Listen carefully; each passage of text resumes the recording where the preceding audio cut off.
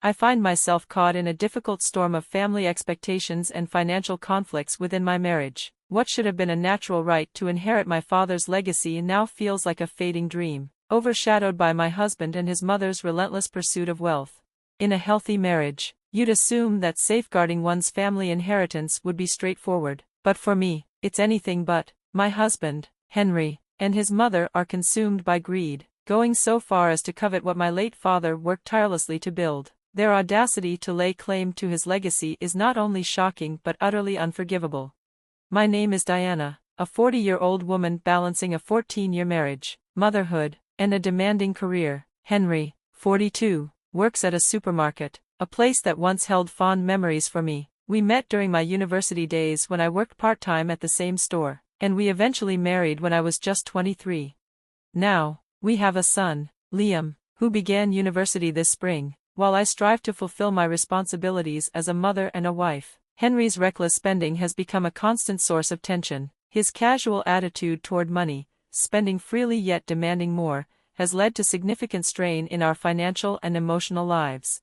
Discussions about money often escalate into heated arguments, especially when his parents are involved. His mother is no stranger to these disputes, and her demands only add fuel to the fire. It's no surprise that Liam avoids their visits, sensing the same tension that consumes our household. But the situation reached a tipping point recently when Liam confided in me something I could barely process. He had caught his father being unfaithful. This revelation left me heartbroken, yet Liam's support gave me the courage to confront Henry. Before I could plan my approach, Henry and his parents appeared unannounced in our living room. What seemed like a casual visit turned into another financial ambush. Henry nonchalantly proposed a family trip to Hawaii, insisting we needed $8,000 for the extravagant plan. It was the breaking point. My frustration erupted as I confronted them, not just about their constant financial demands but also about Henry's betrayal. The room fell silent as the weight of my accusations sank in. Henry tried to deny the infidelity, challenging me for proof, but his attempts to discredit Liam's account only deepened my resolve. Shockingly, my mother-in-law dismissed the betrayal, brushing it off as something trivial and common among men. Her indifference infuriated me, but it also clarified one thing: I could no longer tolerate their presence in my life. I made the decision right then. I told Henry we were divorcing. In retaliation, he threatened to claim my father's mansion as part of the property division. The sheer audacity of this threat left me reeling, but before I could respond, my phone rang. It was my uncle, delivering devastating news. My father had collapsed and was being rushed to the hospital. I dropped everything and headed to the hospital, leaving Henry and his parents behind. Seeing my father's frail condition broke something in me. At 62, he had poured his entire life into building a secure future for our family. Though he regained consciousness briefly, the stress of years of overwork had taken its toll. Within days, he passed away.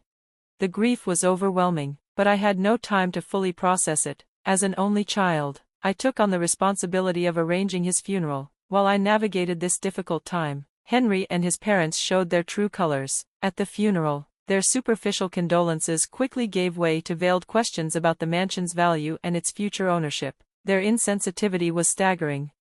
A few days later, they arrived at my home, uninvited. Henry, ignoring my grief, suggested we sell my father's house and move elsewhere, proposing that his parents live with us in the new home. The sheer entitlement of this suggestion solidified my decision. The divorce was not negotiable.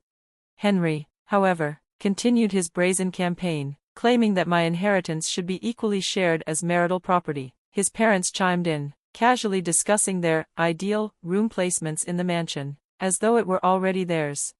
I had reached my limit. My father's legacy, the life he had built with such care and sacrifice, was not theirs to take. With unshakable determination, I vowed to protect what was rightfully mine. Amid the turmoil, a call from my uncle offered a moment of solace. His words reminded me of the strength and dignity my father had always embodied, giving me the reassurance that no matter what, I had the power to stand firm against this injustice. Despite the overwhelming challenges, I managed to hold my ground. However, a conversation with my uncle took an unexpected turn when he revealed urgent news that demanded an immediate meeting that evening. As we spoke, he disclosed shocking details about my husband and his parents, information that left me stunned and struggling to grasp its full implications. determined to find a way forward. I confided in my uncle about the outrageous demands and audacious claims made by my in-laws. Outraged on my behalf, he reassured me of his unwavering support and offered to help resolve the situation. Intrigued by his approach, I met with him the next day, this time accompanied by my son, Liam. It was vital for Liam to understand the true nature of his father and grandparents, preparing him for the challenges we were about to face. With a plan in mind, I invited my in-laws over to discuss the possibility of all 6 of us living together in my family home. The suggestion caught them off guard, but my mother-in-law, quick to sense opportunity, eagerly embraced the idea. Her excitement at the thought of living in what she called a dream mansion was evident. However, the euphoria didn't last long. Reality struck when my father-in-law raised the issue of canceling their previous travel plans, demanding reimbursement for the cancellation fees. Their shamelessness was astounding, yet my mother-in-law dismissed the matter lightly, confident that finances would sort themselves out in due course. Their blatant greed was infuriating but no longer surprising. Liam, unaccustomed to their selfishness, was visibly upset. Sensing his distress, I patted his shoulder reassuringly, promising that we would navigate this ordeal together. Meanwhile, I continued playing along with their fantasies, all the while planning to shatter their delusions at the right moment. As discussions about moving into my family home progressed, I calmly suggested that Liam and I would prepare the house ahead of their arrival. Henry, my husband, expressed doubt about Liam's ability to manage such tasks, given his university commitments. I firmly defended Liam's capabilities, steering the conversation away from trivial arguments. My mother-in-law, oblivious to the tension, chattered excitedly about room assignments and the mansion's grandeur. To maintain the charade, I encouraged her enthusiasm, suggesting they could pick their rooms first. Their complacency was palpable as they believed victory was within their grasp.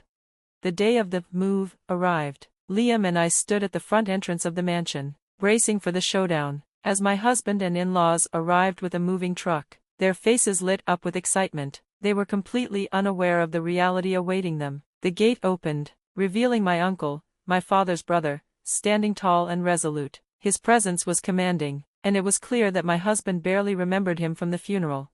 With quiet authority, my uncle laid out the facts. The house was under his ownership, and the inheritance had been settled. Shock registered on their faces as the realization of their miscalculations set in. Henry attempted to downplay the confrontation, but the situation quickly escalated when Liam, seizing the moment, confronted his father about his infidelity.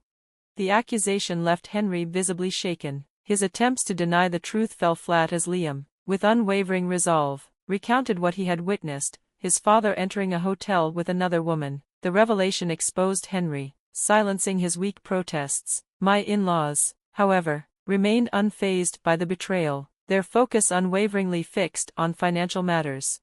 Their audacity peaked when they revealed that they had already given up their apartment and resigned from their jobs, assuming they would live a life of luxury in the mansion. Even Henry had quit his job, believing they would rely solely on my father's inheritance. Their entitlement was staggering.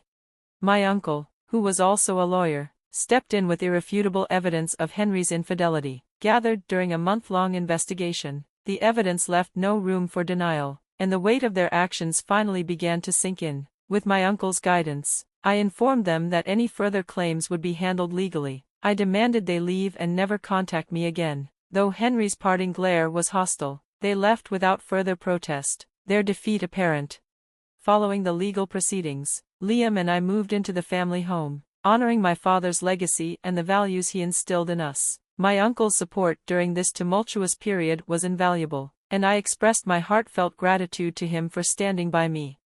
Liam, inspired by his uncle's example, threw himself into his studies with renewed determination, aspiring to become a lawyer. Meanwhile, Henry and his parents faced the consequences of their actions, struggling to find new jobs. They moved into a modest apartment, their dreams of wealth shattered. When Henry reached out for financial support, I refused, standing firm in my resolve to sever ties completely. As their schemes unraveled, I found peace in rebuilding my life. Free from their toxic influence, I focused on my career and on supporting Liam. Watching him thrive and chase his ambitions filled me with pride and hope for the future. We had overcome immense challenges, and together, we embraced this new chapter with strength and gratitude.